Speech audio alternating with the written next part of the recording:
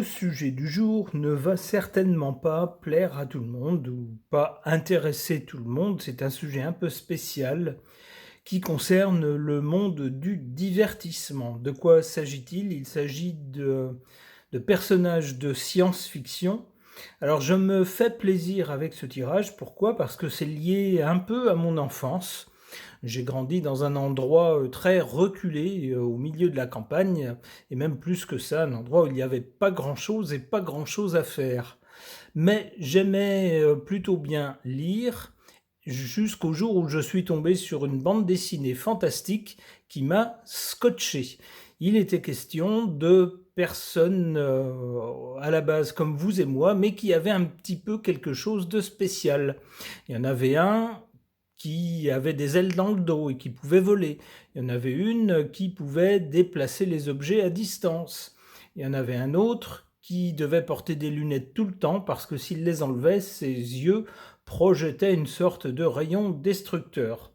Et donc, un professeur avait réuni ces jeunes gens un peu mal dans leur peau à cause de ces particularités, et il essayait de les mettre en valeur, de leur apprendre à maîtriser leurs petits talents particuliers. Et tout cela était très intéressant, il y avait des aventures en bande dessinée. C'est derrière le côté science-fiction avec des bonhommes qui volent, des rayons qui partent dans tous les sens, évidemment. Lorsqu'on est enfant, c'est toujours attrayant. Eh bien, ça posait quand même des questions beaucoup plus sérieuses. Par exemple, lorsqu'on a un talent particulier, est-ce qu'on doit s'en servir pour soi? Est-ce qu'on doit le mettre au service des autres? Est-ce qu'on a une responsabilité particulière lorsqu'on fait des choses avec les talents qu'on a en particulier? Alors, pas forcément des talents physiques comme ceux-là, ça peut être des talents intellectuels. Ça posait aussi la question de certaines minorités. Comment doivent être considérées les minorités dans cette histoire? Ces jeunes gens un peu spéciaux étaient tantôt la cible de l'hostilité du reste de la population, tantôt ils étaient adulés. Comme quoi, ça posait des questions, comment on pourrait dire ça, philosophiques. Et donc, lorsque les aventures de ces personnages, qui s'appellent les X-Men, ont été portées au cinéma, en film, j'étais évidemment, alors c'est arrivé bien plus tard, j'étais bien plus âgé, mais la passion était toujours là. Je peux vous dire que j'étais aux premières loges lorsque le premier film de ces personnages est sorti. Évidemment, j'ai adoré ça et j'ai bien sûr regardé tous les films. Il y en a eu plusieurs, mais on a senti ces dernières années que ça s'essoufflait un peu. Et puis, il y a eu des problèmes, on pourrait dire, ou en tout cas des histoires au niveau commercial. Lorsque des films à gros budget comme ça sont réalisés, c'est jamais très facile. Il faut que ça soit fait convenablement, sinon ça ne donne pas grand-chose, ça dégoûte le public. Et puis, lorsque je lisais ces aventures, il y avait une nouvelle aventure chaque mois et ça a duré pendant des années. On pouvait espérer toute une série de films. Hélas, il n'y en a eu que quelques-uns, allez, on pourrait dire une dizaine en tout, avec les films dérivés sur certains personnages, mais pas plus. Et puis maintenant, ça fait plusieurs années qu'il n'y a pas eu de film sur ce type de personnage, à mon grand désarroi. Mais voilà qu'on nous dit avec cet article d'Allociné que on peut s'attendre prochainement à ce que les films sur ces personnages soient relancés et d'ailleurs repartent de zéro, c'est-à-dire on fait comme si les films précédents n'avaient jamais existé et on redémarre, on repart de zéro, c'est ce qu'on appelle en anglais un reboot. Et donc, on nous annonce des films à venir. A priori, il y en aurait toute une série s'étalant sur plusieurs années. Alors évidemment, lorsqu'on refait quelque chose qui a déjà été fait, on est à la fois très excité lorsqu'on aime le sujet du film et en même temps on appréhende. On se dit ce qui a été fait avant était très bien. Est-ce que les prochains seront à la hauteur ? Eh bien, c'est la question que je me pose. J'aimerais bien savoir ce que les cartes suggèrent au sujet de ces X-Men qui ont enchanté mon enfance et même plus. Alors, je vais interroger les cartes au sujet de ce film annoncé et peut-être même de toute la série. Alors, on nous dit que ce serait peut-être pour 2027, a priori. On verra ça, on va voir déjà ce que les cartes peuvent nous dire de cette saga à venir. J'interroge le tarot de Marseille.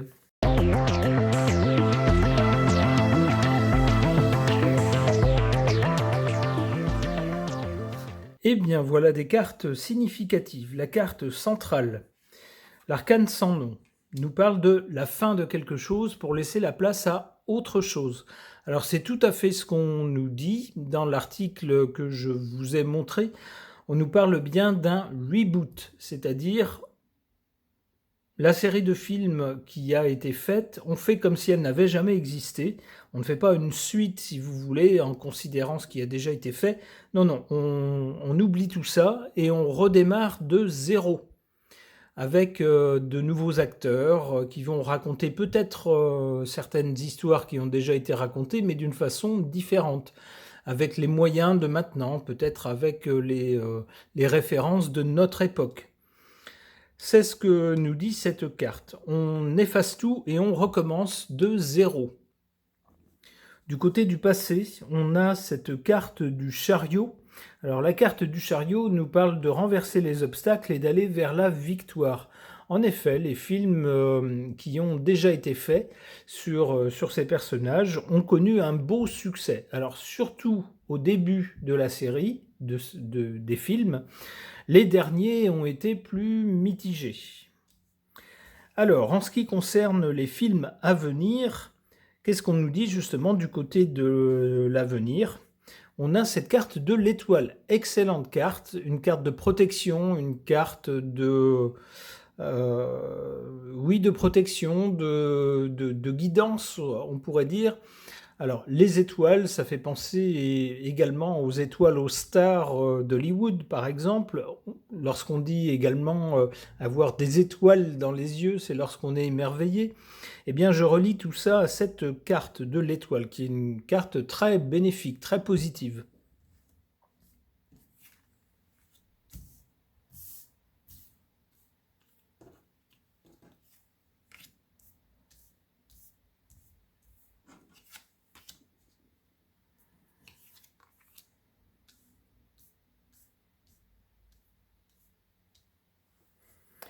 En carte favorable, on a la force. Ça pourrait nous dire que la saga de ces personnages, ou ces personnages tout court, ont en quelque sorte la force avec eux. C'est-à-dire qu'ils intéressent beaucoup de personnes qui, comme moi, ont peut-être grandi avec les bandes dessinées de ces personnages et les ont un peu dans leur cœur. Et donc seraient ravis de voir de nouveaux films. Donc ça fait déjà, on pourrait dire, quasiment un public presque déjà conquis. C'est ce que je verrais avec la force, hein, c'est-à-dire que c'est un sujet qui est facile à défendre, il suffit de faire de bons films et normalement ça devrait marcher. Il y a déjà un public conquis. En carte défavorable, cette carte du pape qui nous montre quoi? Qui nous montre un personnage plus ancien qui fait face à des personnages plus jeunes. On peut penser à des générations différentes. Et effectivement, je fais maintenant partie d'une génération de personnes plus âgées.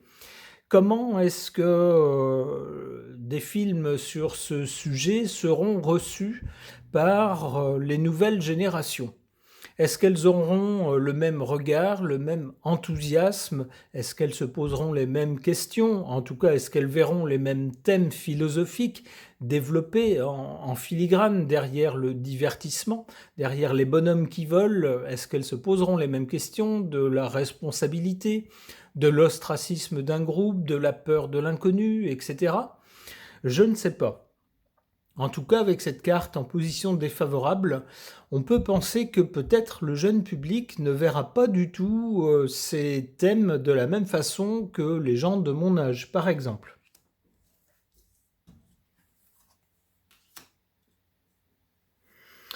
Alors du côté de l'avenir, donc avec l'étoile, on a le projet de film qui est maintenant annoncé. On peut imaginer que c'est déjà bien engagé, si c'est déjà, si on commence à en parler dans les médias.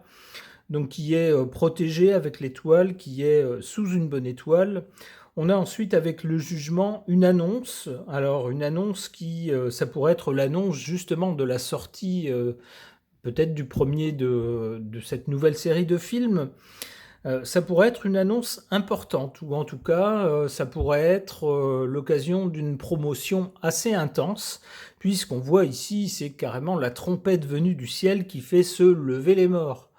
Alors évidemment, il faut prendre ça au figuré, mais ça peut donner l'idée de quelque chose d'important, d'un battage médiatique important. C'est comme ça que je comprends cette carte. La papesse. Alors la papesse nous parle de gens intelligents qui observent une situation, qui prennent des notes, qui calculent, qui réfléchissent, qui échafaudent des plans pour l'avenir, mais qui ne communiquent pas. Alors on pourrait peut-être y voir les stratèges de Hollywood ou de la société qui à l'origine avait édité les bandes dessinées et plus tard accordé une licence pour faire des films. Je pense à la société Marvel.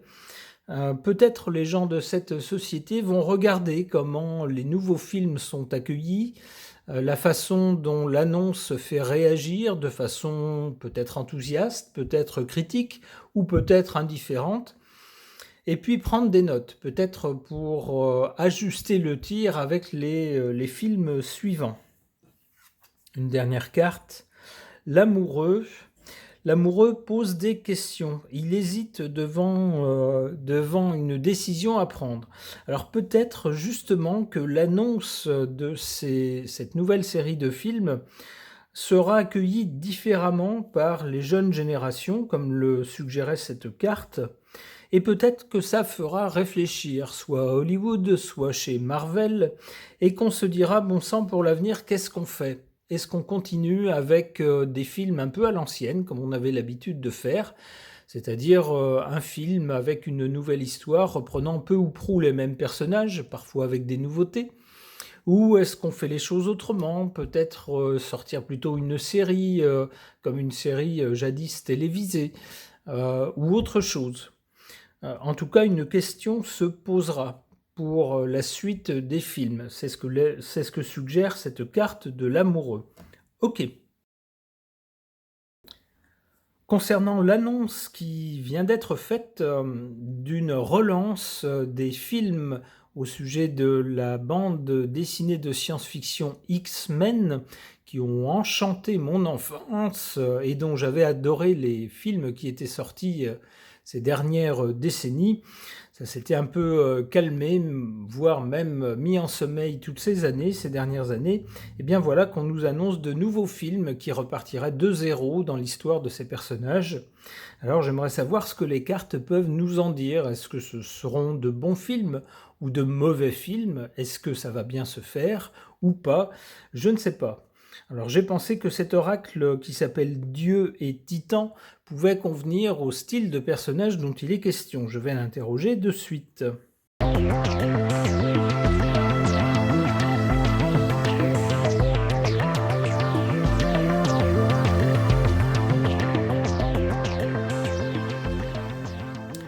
Que suggèrent ces cartes au sujet de ces personnages et des films qu'on nous annonce? Du côté du passé, ou du passé récent, on a avec ce personnage Loki l'idée de ruse.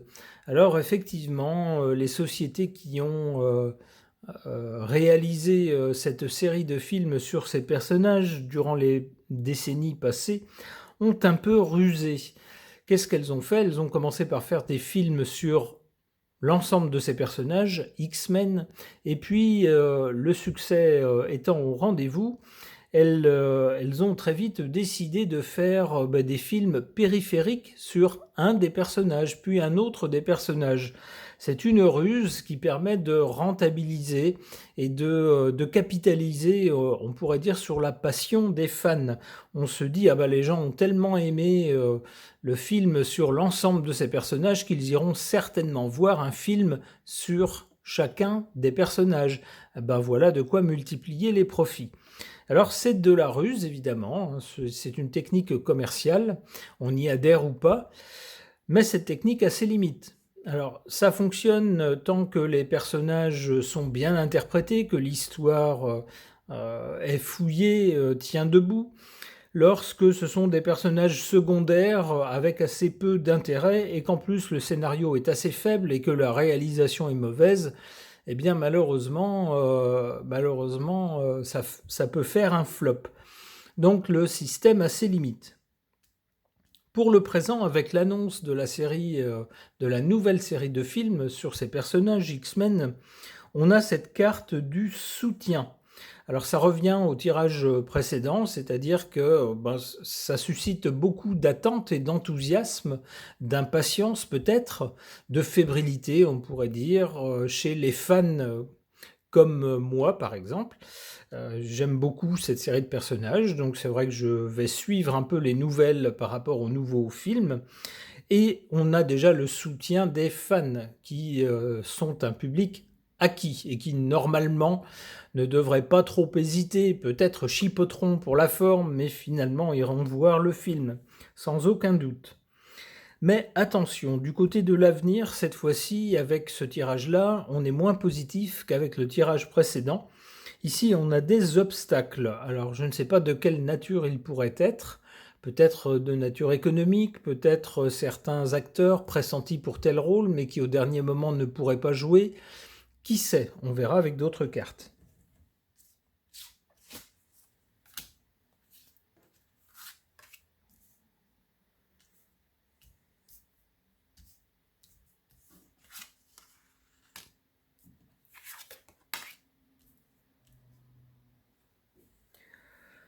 Alors, en carte favorable, on a cette carte de Garuda qui nous parle de voyage.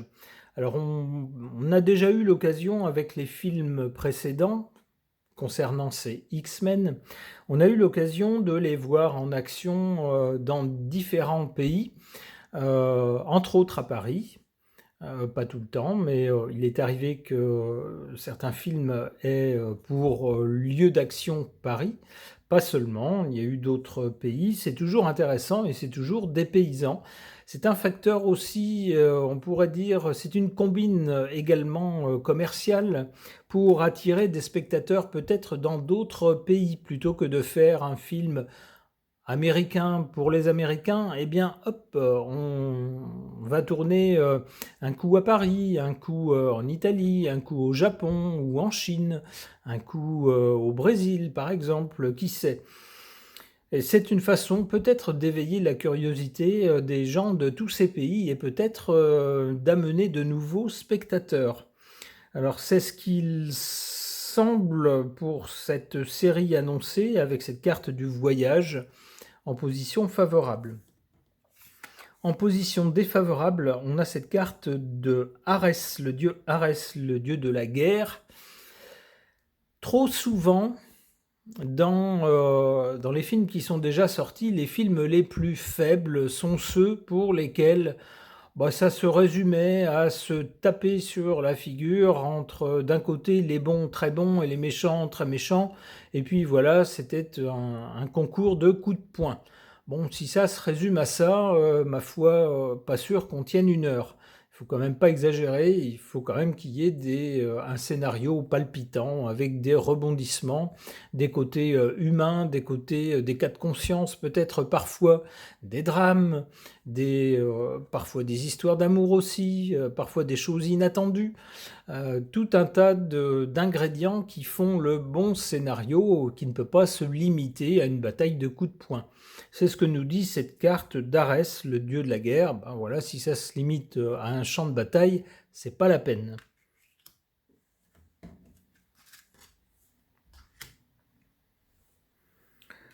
Alors, du côté de l'avenir, on a donc, avec la carte de Ganesh, il est question d'obstacles. Et quels obstacles? On a ensuite la carte de Mitra qui nous parle de sacrifice. Il faudrait sacrifier quelque chose. Alors ça me fait penser que lorsqu'on prend quelque chose d'écrit, que ce soit une bande dessinée ou que ce soit encore plus un roman, et qu'on veut l'adapter au cinéma, eh bien souvent, lorsqu'on lit quelque chose, notre imaginaire se fait, imagine le décor, imagine les personnages, avec tout un environnement et des tas de détails. Lorsque c'est porté à l'écran, parfois on découvre un univers qui a été interprété assez différemment. Et puis parfois, par rapport à un roman, des tas de choses ont été coupées, ont été sacrifiées parce que sinon ce serait trop long. Alors c'est peut-être ce qui va arriver ici. Peut-être qu'on aura des personnages dont la psychologie ou le profil aura été simplifié pour que toute l'histoire puisse tenir en 1 h 30, 2 heures, grosso modo, pas plus. Alors que dans la bande dessinée originale, les personnages avaient tous une psychologie assez différente, distincte, un profil psychologique très fouillé, très particulier. Eh bien ça risque d'être sacrifié. C'est ce que je comprends avec cette carte.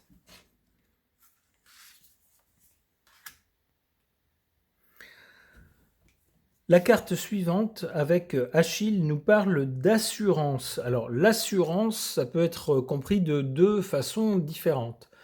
L'assurance, ça peut être, l'assurance que, même si ça ne nous plaît pas complètement, même si c'est un peu différent de ce à quoi on s'attendait, eh bien puisque c'est produit par des firmes très professionnelles, qui brassent des montagnes d'argent, on n'est jamais complètement déçu. Il y a toujours un minimum, de qualité.